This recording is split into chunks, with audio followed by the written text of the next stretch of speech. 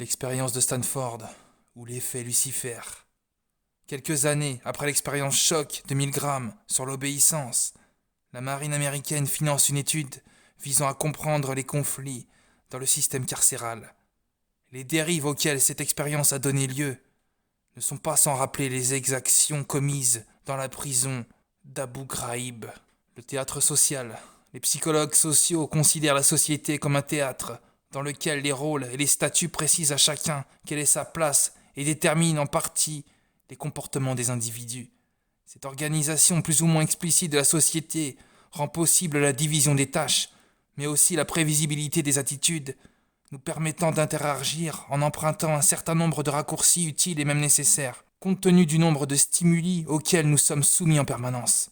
Comme tous les stéréotypes, ils sont toutefois susceptibles d'influencer les individus à leur insu, voire de les pousser à adopter des comportements contraires à leurs valeurs. Dans l'expérience de Stanford, le professeur Philippe Zimbardo a reproduit fidèlement les conditions de l'enfermement carcéral afin de tester l'influence du rôle de gardien et de celui de détenu sur les comportements de ses sujets. Immersion dans une situation carcérale.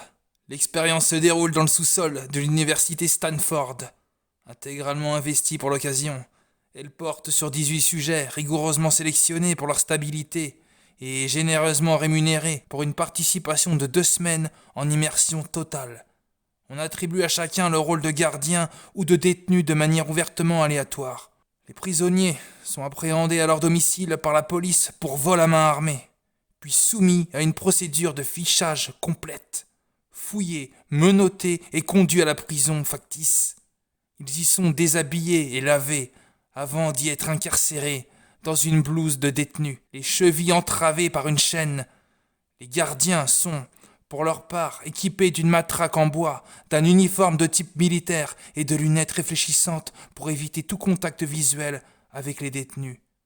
On leur confie la responsabilité du bon fonctionnement de la prison, avec pour seule consigne l'interdiction de toute violence physique. Un fiasco expérimental. Les prisonniers et leurs gardes s'emparent très vite de leurs rôles respectifs et la situation ne tarde pas à déraper. Dès le 2e jour, les prisonniers organisent une mutinerie que les gardes entreprennent de casser en leur infligeant divers sévices, les privant de nourriture ou d'accès à la salle de bain, leur imposant de longues périodes d'exercice ou leur infligeant des actes d'humiliation sexuelle.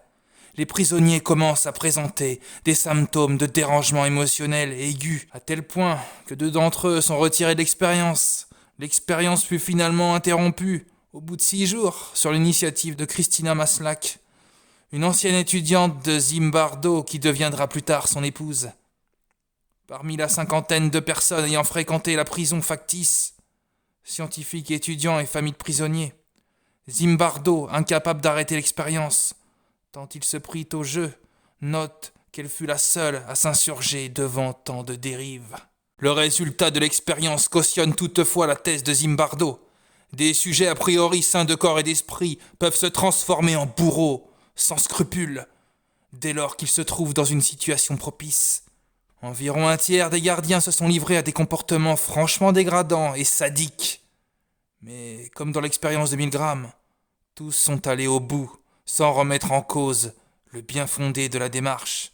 En 2004, lorsqu'éclate le scandale de la prison d'Abu Ghraib, Zimbardo rejoint l'équipe d'avocats de l'un des gardiens. Lors de son procès, alors que l'administration américaine insiste sur sa personnalité sadique, Zimbardo incrimine la situation carcérale elle-même, s'appuyant sur le dossier du procès et sur les résultats de l'expérience de Stanford. Il publiera l'effet Lucifer, comprendre comment de bonnes personnes deviennent mauvaises.